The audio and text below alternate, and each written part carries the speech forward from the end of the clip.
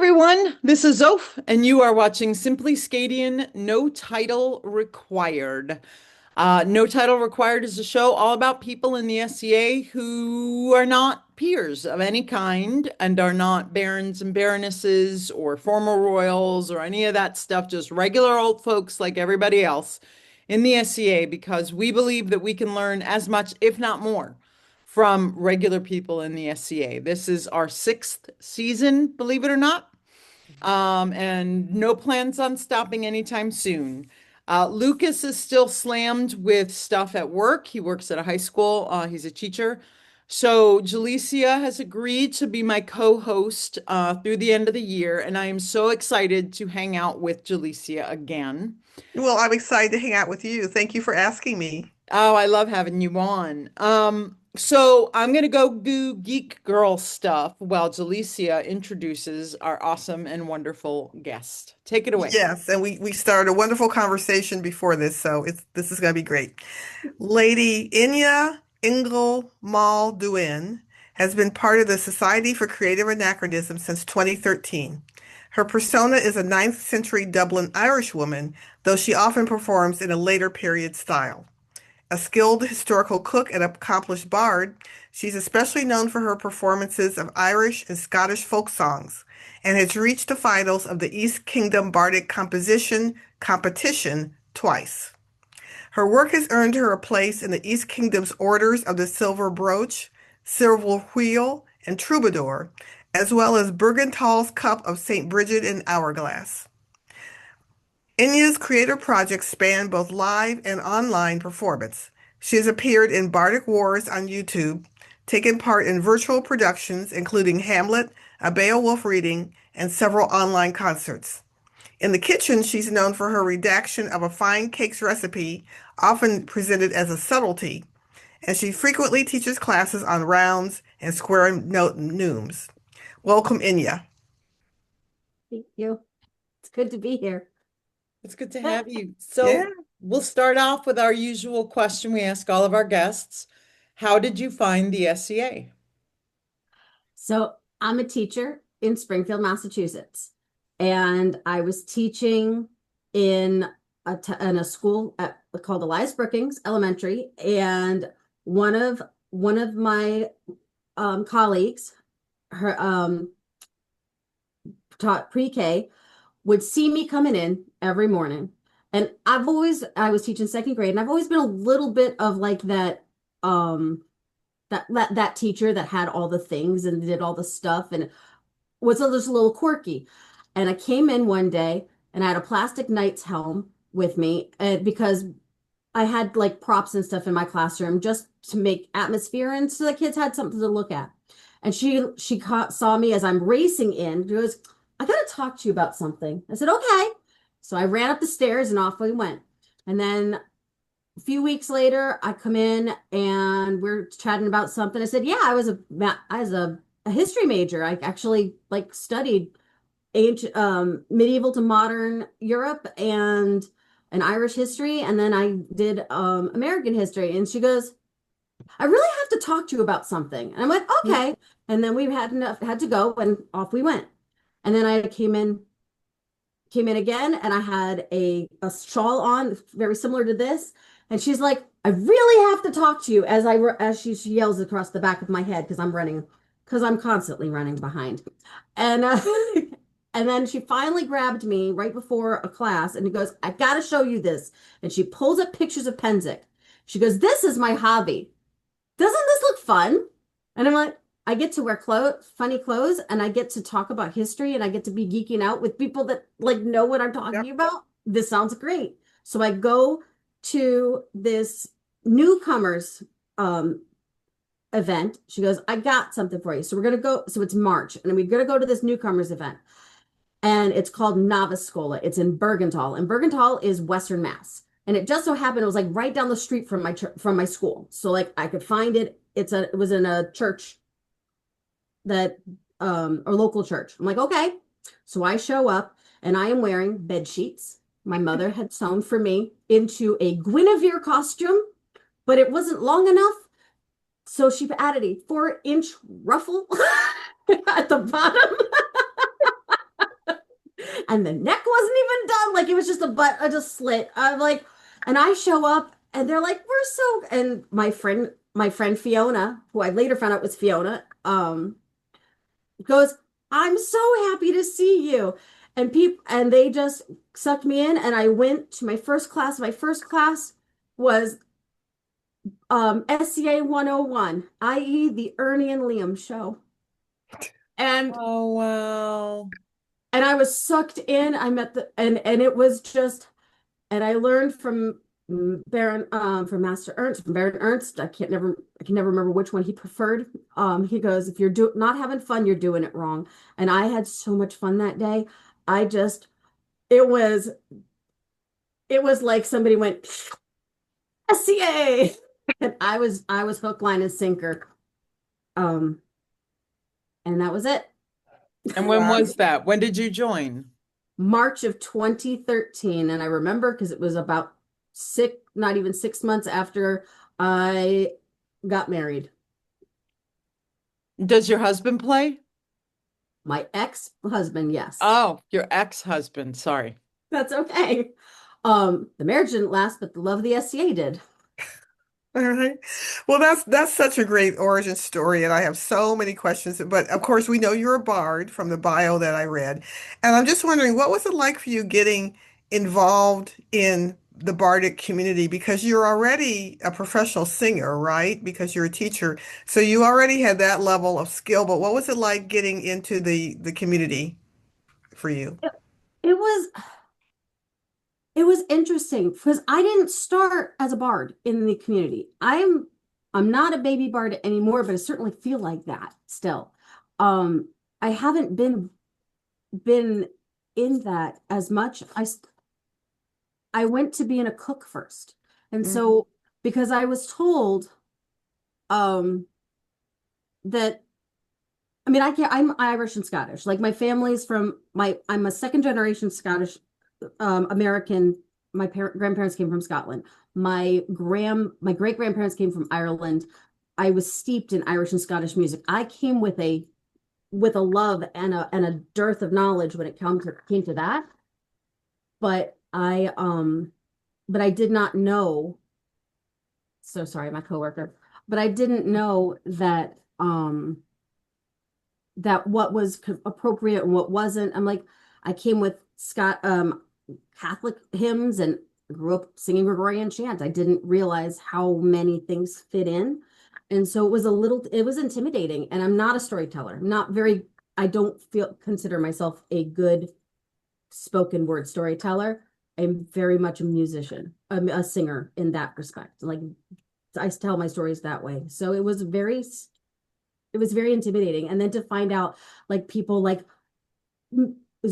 I hear stories about Mama Zoth and I heard stories about Toki Redbeard and I met Master Grimm because Master Grimm is from our area. So like hearing the first couple of one of the first things I remember is him doing Beowulf at I can't even remember what event we were at. We were at Barony of the Bridge and all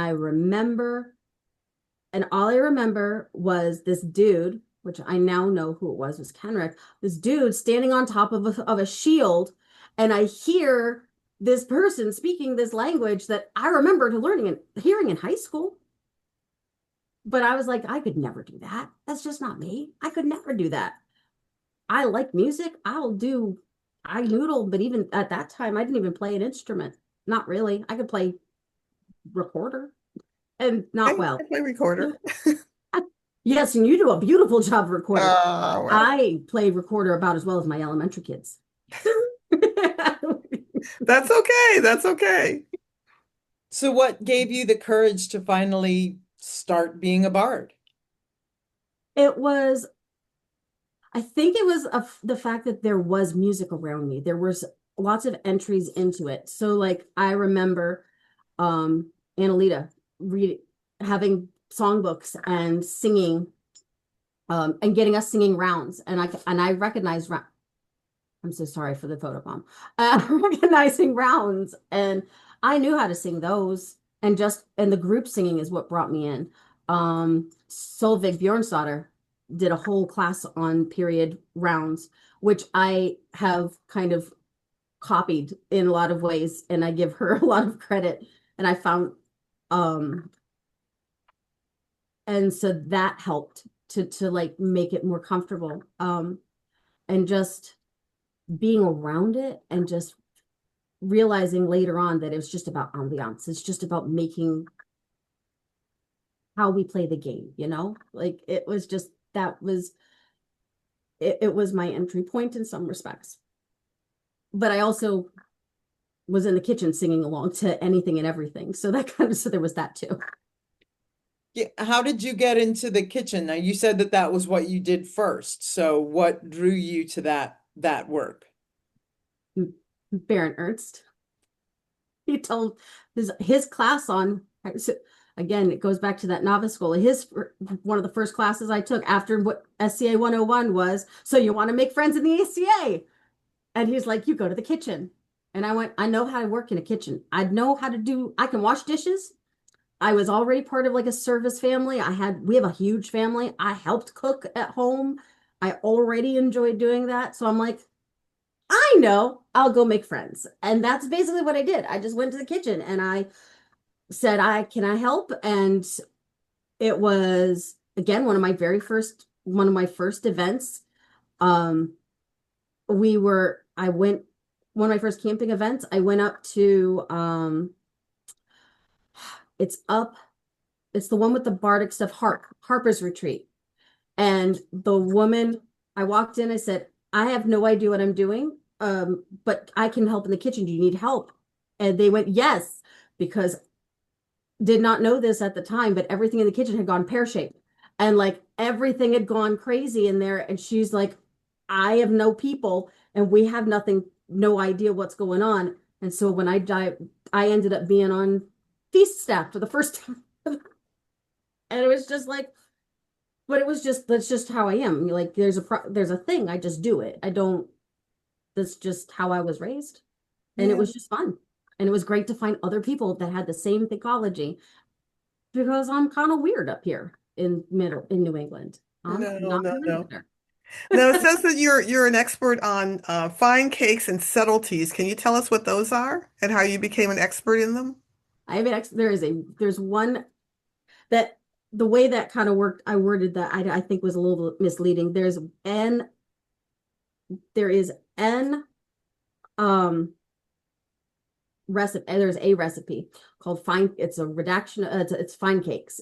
And I cannot tell you exactly off the top of my head where I found it. I found it, it's a period recipe, but it was a period recipe, which meant anybody anybody's guess was what it was supposed to be. And and they had a line of a bit of God's good. I don't know, we had no idea what a bit of God's good was. So I ended up doing like full on food science experiments with it. It's the only time I've ever put stuff into King and Queen's ANS. And I didn't place, but boy, it was interesting because we had all kinds of different experiments going. And I just got to the point where I've experimented with that same recipe so many times that it had actually started to taste good. And so then my friend Paranel called me up and I'd made it a couple of times for a couple of different things. And I've done, and called me up, she goes, Enya, you want shenanigans? I said, always, because always. And she goes, how about we make a chessboard out of your fine cakes redaction and marzipan? And that's what we did. And there's a picture of me she has, because I'm not tall, and she is, of me standing on her children's step stool, trying to mix the things because I can't reach her counter. But it was fun. And so I've made it a couple of times and we've played with the recipe and and then I asked my Laurel if I could put it away for a while. I'm like, Mr. Cylinder McCarthy, I'm like, I do not want to play with this anymore. Can I please do something else? She goes, yeah. So that's how that happened. But now it's going to come back because there's other questions that I had in the fine cakes recipe that now I need to go dive into. Well, don't keep us in suspense. What are the other questions? How are you going to keep tweaking the recipe? The next one is the good water, and it's the good rose water. I'm like, because good rose water wasn't necessarily just straight up rose water, and so there I'm going to be diving into that next. Like, what is rose water, and how do I make my own rose water, and how would I have sourced the rose water, and there goes the rabbit down the trail. So So what about subtleties? I don't even know what those are in the so SCA. the subtleties, the fancy looking dessert is what I kind of have kind of called it, and it's the subtlety that my friend and I made. We made this very elaborate. All it was a cookie with marzipan piece shapes on it, but we like planned it out and made it look like a chessboard, and it was all kinds of fancy, and it was looked really beautiful, and it was this art piece in food. And that's basically what a subtlety is. It's like an art piece in food, and it can be done in lots of different ways. Sometimes they're marzipan that's been done really pretty. There's a woman um up in Boston area. So she's in I can never remember what that baron is. Carolingia, that she does beautiful mosaics all in marzipan, Mm. and they're just gorgeous. And those are subtleties. And like we tried our hand at our own version of making it look really pretty and fancy and edible. So that's the sort of stuff that I have seen that most people will have seen at SCA events during feast. Mhm. Because subtleties then are the things, the fancy desserts that are brought to head table to the king Yes, and ma'am. queen or baron and baroness. Yes, ma'am. So what's besides playing with these cakes and this good rose water, what's next for you in the SCA? What's your next rabbit hole? I am writing, and I want to write a musical. Oh my gosh. Oh my gosh. but Okay. I but it's period. So I love the story Much Ado About Nothing. And I was in Forbidden Pensick, and I loved Forbidden Pensick, but Forbidden Pensick was a musical review with some scenes, but I want to do a real musical where it's like completely intricate set up, and I have like the story idea set up, but I want it to be like based off a riff off of Much Ado About Nothing, and the music is period, and I'll rewrite the words. I'm gonna write words to some of the pieces of music that we already have, and then and then reach out to some of the musicians that I know that specialize in writing music exactly like you. Well, I don't write music, but I definitely want to get in on this and help you with it. That would be awesome, because I even bounced this off of Jeffrey of Exeter, and maybe if I and I have some songs already written. Like, I have some things, I have a source book, and I've been working on it, and I know Jeffrey writes, and so if there was something that he had reminded me that there are others that write too, to fill in some of the other things and make it a little bit more interesting. But yeah, and I actually, as I said, I got a couple of songs already done. So between, like, I have Beatrice's Rant, and Oh, it's based wow. off of the angry Italian melodies in from I can see the book 1611, I think. I have to look it up again, but it is really fun. But also, it's a little daunting. But Yeah, I've been, yeah. but Zoph, you are our director on Forbidden Pensick. Do you want to tell our audience what that was? So, Forbidden Pensick was written by the Honorable Lord Tarmac. I've directed Forbidden Pensick twice, and then another play of his called Hector.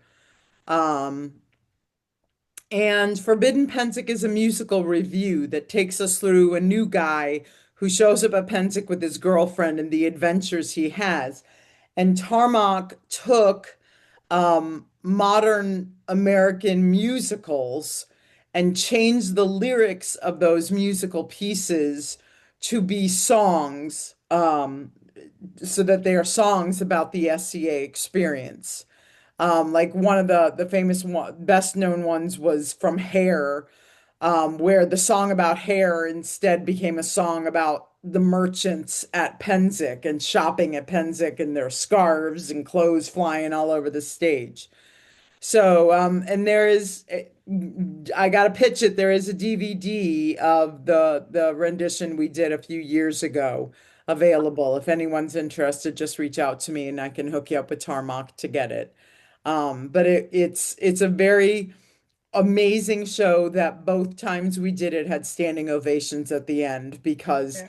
the script is incredible. The cast has always, both times has been amazing, and the musicians were phenomenal. They were amazing. Yeah, I I even got my little recorder to rock out. It was so much fun. That Yes. was. Well, Yeah. your musical sounds amazing. It really does. Now, before we came on, you told us that you teach and you give singing lessons, and I'm sure you hear a lot of people say, "I can't sing." Can you get anyone to sing well? What do you say to people who don't have confidence that they can sing? Okay. I can get anybody at what you the way I usually do it. So I teach middle schoolers and high school and elementary school. And even as young as that age, they'll tell me, "Oh, I can't sing." I'm like, hang on. And if you can talk, it sounds a little bit like the Music Man. If you can talk, you can sing. But for the most part, that's not exactly untrue. Like if you, as long as you can, singing well is different. Singing well is training. Singing well is like it's not, you're not born with it, but you are able to build it. And there's nothing wrong with that. Like, um, but yeah, I getting a good the first thing that I usually have kids do, or anybody who's learning to sing that says they can't, is to like just get them to breathe and just speak first, and then speak in a voice, like a funny voice. Usually that's how it starts. And then by that point, then you're really, it's not a far leap from a funny voice like this to singing like this. So it just kind of goes not too far away. But I also tell them like, you'll sound like you, and you is enough. You are a beautiful voice, and it doesn't matter what it is. Your voice is beautiful. Your voice is enough, and it needs to be heard in the choir. Wow, wow. Would you ever teach that at SCA, at an SCA Yes, event? I have. Okay. Enjoy Oh, it. Oh yeah. I I would actually. I would give voice lessons, and I have given I've given people like pointers and that kind of stuff just off the cuff, and it's fun. But I did a, not at Penzic, but at Navascola, at the local, our local newbie event, that at this point it's for everybody. And so one friend of mine actually, and I did actually do a voice class, which was fun. Great. so what classes do you usually teach? What's in your repertoire? I I've done classes on rounds, uh in group singing. I've done classes on reading square note notation and new, which are new called neumes, and that's kind of fun to do. And I have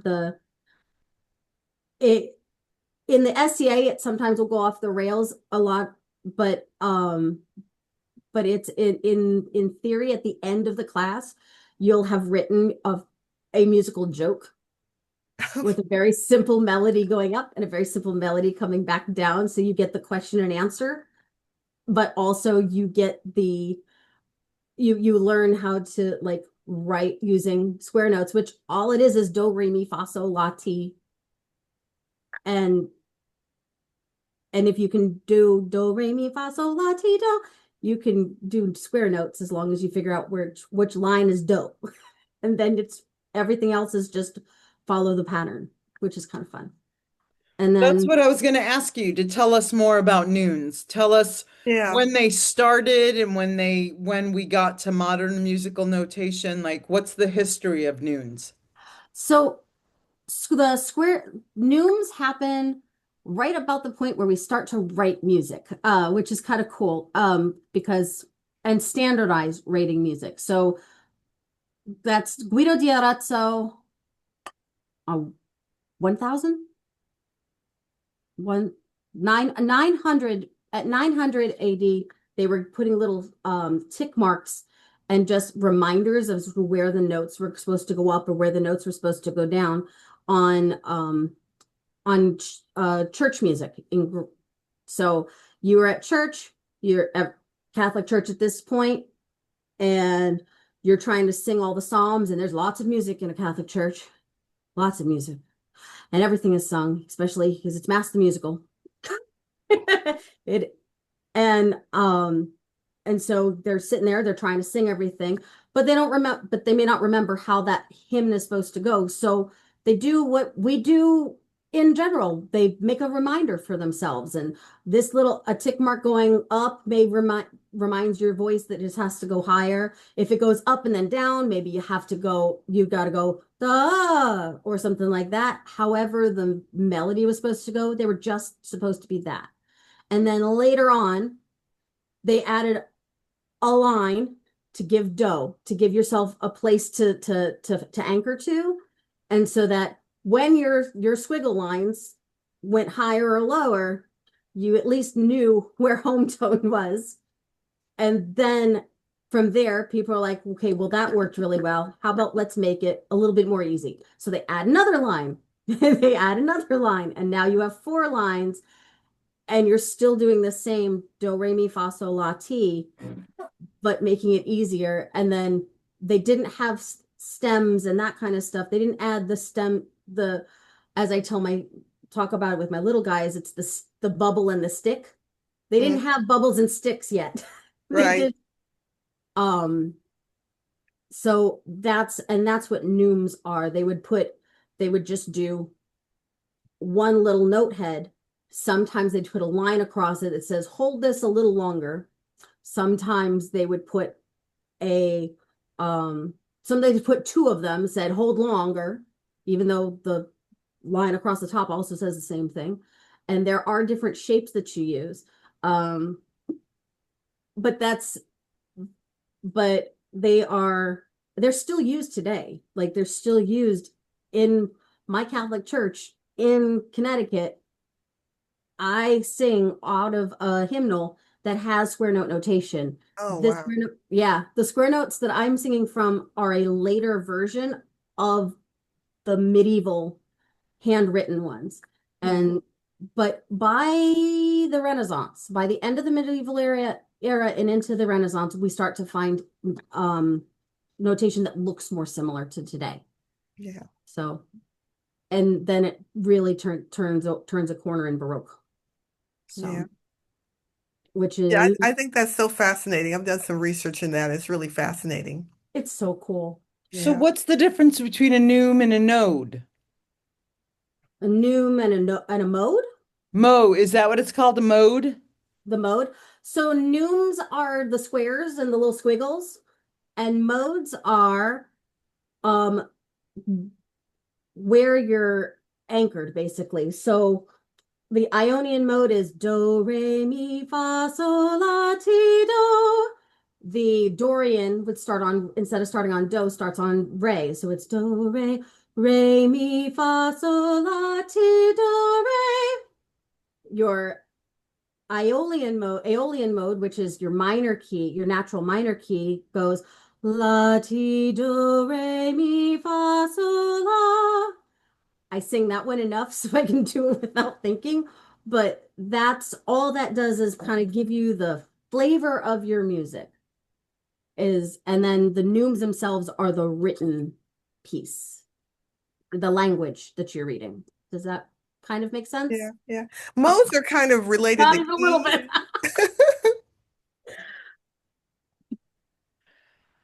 Go ahead, Jalicia. You were saying? Oh, I'm completely wrong, but aren't modes kind of sort of related to keys? Yes. Okay. Yeah. Oh, okay. Now I get it. Yeah. So Ionian mode is major key. It's so the key is C. The Aeolian mode is its natural minor, so it's the key of A minor. And then Got everything it. else is just kind of stuck in there. Thanks to thank Bach and equal temperament for the rest. So I want to go into some of your SCA awards Oh, because, we have viewers all over. So we'll start with the first one. What is a silver brooch and what did you receive that award for? the silver brooch is our arts and science award. It's so um I received that award at uh East Kingdom 50 and 50 year. And I remember them calling me up, and I remember because they butchered my name to the point where my my Laurel was sitting next to me. So I have Mr. Zelliner is next to me, and I hear a name, and I'm like, oh, that sounds like mine. That would if they were messing it up, not thinking that I'm being called up into court. No, not even a little bit. And Eleanor goes, Mr. Allen goes, Enya. And she digs me in the rib. That's you. No. And I went, because, and I was they hadn't called anybody else of the order. So it's not like I had any kind of idea that that's what I was there for. I was just getting called into court. And I kind of, especially at that point, I'm like, I did my own thing. I enjoy people. I like talking. I'm a happy-go-lucky kind of, I do my thing. No, not even a clue. Like somebody saw me? No, no. And so they call me up and I'm like, and I end up getting a reputation for being a very high squeaker. Sounded like somebody put a squeaky toy in me instead of a person. Yep, yep, that's a thing. That is a thing that happened. So and so I get this, and now I've and it was because of my cooking and a little bit of my music at the time, but more cooking than anything else, and the teaching part of things, because being a teacher, teaching classes is kind of comes naturally. So what about a silver wheel? That's for service. Okay. That that one. So I when I received the silver wheel, I was at the Barony of Bergental's investiture for a friend of mine, and I was had been running games, medieval games all day for kids because that's what I do. And I would just been having a grand old time, and I remember getting call getting hearing my name, but not realizing who was calling it because I was giving a kid a prize that I hadn't been able to track down for a while until the person I was sitting next to goes, "Oh, I was giving their child their prize." Goes, Enya, that's the king calling you. Do what now? Yeah. Because I And heard my name Enya, and I went, "Wait a minute, please. I'll be right there." Not thinking, not remembering where we were because I was working. I was Right. so anyway, once again, you did not recognize your name, and this time you told the king to wait. That's awesome. oh, it was Brennan. Oh, he laughed, I'm Brennan. sure. And what's real funny is Brennan and Keelan are also the ones who gave me my brooch at different times. So yeah, I was and I it did not connect that that's what my I had been called into court, not even a little bit.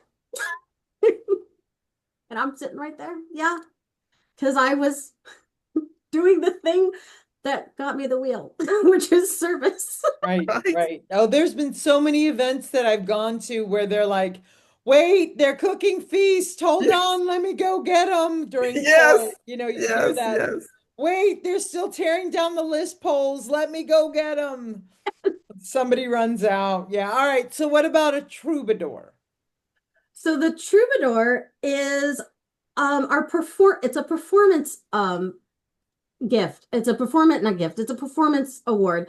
And it's given out, some this one I received my troubadour, which is a beautiful, it's in the SCA in the East Kingdom. For our troubadours, we get a beautiful cup because you give the musician a cup or they give the bard a cup. I have a gorgeous glass. It's packed up right now, otherwise I would show it off. But it's a gorgeous um glass that I only take out for special occasions. And I got it because I was part of the choir that sang for Wilhelm and Vienna's coronation. Mhm. And I sang, Solvig was our choir director, and we got to sing, we actually sang one of Geoffrey of Exeter's pieces, which was really cool. And we got to sing Loma, and it was just so much fun. And then after they stepped up, they called down everybody in the choir and they gave us our troubadours, which was Wow. very cool. Nice. So Wow. yeah, and so it's an honor to have it, and I keep it safe. Like when I had to pack up everything, I packed that one up, but it's well wrapped and in a very special box that's kept separate. And Nice. so Right, yeah, and you also have two baronial awards, Barony of Bergental's Cup of St. Brigid and an Hourglass. yes. So I have the Cup of St. Bridget because one of the early on, they figured out that if you were going to find Enya was going to be in the kitchen. And that's what I did. If there was work to be done and I saw it, I was going to go do it. What, and that's just me and in general. And so that was one of the very first awards I got in the SCA was the Cup of St. Bridget for just doing the things I would normally do, which is being helpful to the barony. I get there to set up stuff. I always help for cleanup, and if I'm there for one and not the other, I make sure that I do one of those things. If I'm not doing that, then I'm in the middle cooking or whatever. And it's just me. It's just what we do. They let many hands make like the work, and we all want to play the game. So, and then the hourglass is our arts and science. And I got it again for the stuff that I do with cooking, because I was getting into not just the service cooking, but the art of the cooking and getting into like the period types of cooking, and then to get into and then with the bardic stuff because I was always singing something, and I always have music, and I would be stretching into dabbling in period music and all that kind of stuff. And that's just something that we did. And so they recognized me. Those were the first things that I got in the SCA. And it was just, it was really nice to be able to have those. Yeah. Yeah, wonderful. Sounds very richly deserved. Thank you. So you do have a peer. How did that relationship come into being? I was in the kitchen. We're in the kitchen. Everything's in the kitchen. I told you. Everything starts there. It does. My whole life, my whole SCA, you basically can roll me down into the kitchen, and then from there I'm entertaining people because otherwise everybody would be bored. And so that's what we do. But I was working with Mistress Eleanor. We'd been washing dishes. I always went to go help in the kitchen because she is always in the kitchen. Like if you can't find Mistress Eleanor, who right now is the Baroness of Bergental, you look in the kitchen and you will find her because she's either trying to help everybody, or she's running the things, or she's running point, or she's checking to make sure that everybody has their stuff. That's just who she is. And I work really well with her, and I enjoy working with her and working with my brother Alexei, my SCA brother. And basically I was talking to her because I felt most comfortable with her about like um what peers are, and that was like early on, and why you would have a peer, and um and just talk. And she and Emma and Rob, who are also from our barony, um but her especially taught me our version of how you play, and that and what we do and why we do it and what the SCA is. And I just it gelled so well, and I looked up to her so much. Um, I had gotten my I'd already gotten my baronial my baronial awards, and she had just become a pelican. So she's a lorican. So she's got a laurel first and then a pelican. And I remember her getting elevated, and I was there and I got to help, and I was her student first. Um, and I asked to be her student. And then after at Novice Schola, right after she got elevated at Burka, she looked at me, and I had just made, I'm not a fiber person. I've learned that I can buy really nice clothes. But at the time I was trying to sew, because everybody had to know how to sew or swear, as our family calls it, our SCA family. And I just hand sewn a tunic that I no longer have because it shrunk. Uh, but, it felted and shrunk. But and she looked at me, she goes, red, yellow or green? The what now? What do you mean yellow or green? Yellow or green. And then a friend of hers who was sitting next to her looks at me and goes, she's asking what belt color you want. And she goes, and Eleanor goes, that. And goes, oh, goes, yellow comes too easy. And it does. Service is something that I just do. I'm a daughter of a military brat. No, I am a military brat. I'm the daughter of a veteran. I grew up in a service household. I grew up that's just what we do. And there's service in everything in the SCA. And so I'm like, green.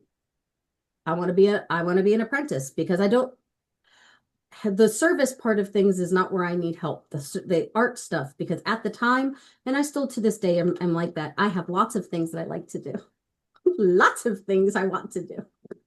I cannot do all of the things all at once. It's the all at once part that I get confused on. And so sometimes I need somebody to go, no. Need to learn the word no. And I did not have that word yet. So I'm better now. Not completely, but better. All right, we're almost out of time, so it's time for the last question of the night. Unless, did you have any more questions, Yeah, Delicia? I have Okay, one I go want to ahead. slip in. Okay. You mentioned that you studied history, and I wanted to know, what historical event would you want to go back and see and be there for, if you could? Mm. It's a hard question. There are some I want to be there for because I wish they wouldn't happen, but No, no, no, um, you can't change yeah, anything. can't You're change just an anything. observer. You're in the crowd. Exactly. That's it. The time Mhm. machine is going to pull you back in, like, an hour or something. You just get to be there and observe. I would like to see Handel's Messiah done for the first time on stage. Wow. Okay. I would love to see that. That would be so cool. Directed by Handel himself. Or see Bach yell at an organ. Just because it would make him human. He wouldn't. Bach yelled at organs. That's why we have English temperament, because he got mad. He's like, he got tired of tuning them all the time, the way that he had to. But yeah, no, I want that's what I would like. I'd like to see Handel direct the Messiah. All right. Great answers. All right. Okay, so take it away with our last question. All right, the final question that we ask all of our guests. What can the SCA do better? I think for me, having making sure that there's spaces that are accessible um for people to have inroads to find their joy and find happiness in the SCA. Whether it's, I mean, I found it in the kitchen, I found it in group singing. Um, Making sure that we continue those traditions and to continue that love of you of service, but making sure that it makes sense that this is something we do not because we have to, but because we love the people and we love what we do. And I think making sure that we have places like that that are inroads for people that can be joyful, that that is something that while we do it, there's always room for more of those places, more places to foster that risk taking and with a safe landing where you can't really mess it up. But it's a risk when you do it because when you're new, everything's a risk. And to make sure that we have places that you can absolutely come take this risk because there's no such thing as failure. Not in this.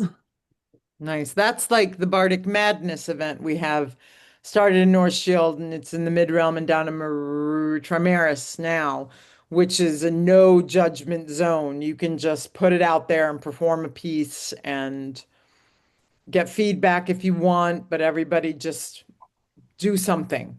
Yeah. So, yeah, we need more of those for the other arts. I agree. Yeah, Yep. definitely. And definitely group things because when you're in a group, it's not as scary. So more group stuff, like more choruses, more group sings where everybody's enjoying it and it's not just one person. Yep, getting that feedback is so important and getting that having that one moment in the sun. It's so amazing when you get to be that person. But if you're not ready for that, having 50 people singing the same song at the same time is equally as important, and actually it can build community even more. That's how I feel about it. Do you So perform with the Known World Choir at Pensick? I have not been able to perform with them yet because I've not had the time commitment, but it is something that I would like to be able to do at some point.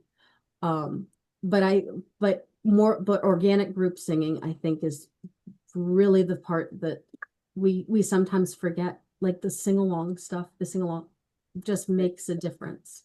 Yeah. All right. We're out of time. Thank you so much for talking with us tonight, Enya. Yeah, it Thank was you. really fascinating. Thank you so much. Yes. Thank you for having me. Again, we were talking with Enya Ingen Mael Duin, and you're awesome. And Jalecia and I will be back in 2 weeks. We don't have a guest yet, so if you're interested in being a guest on the show, send us an email on our a message on our Facebook page. And we can add you to the queue. We're looking for somebody that's not a mid-realmer or an Eastie, because that tends to be where most of our guests come from, but we'd like to spread our wings and get somebody from another kingdom. So if you're interested, please send us a message and we'll get you in the queue. If not in 2 weeks, then later on in 2026. Have a wonderful evening, my friends, and we will see you in 2 weeks. Thanks, Enya. Thank Bye. you. Bye.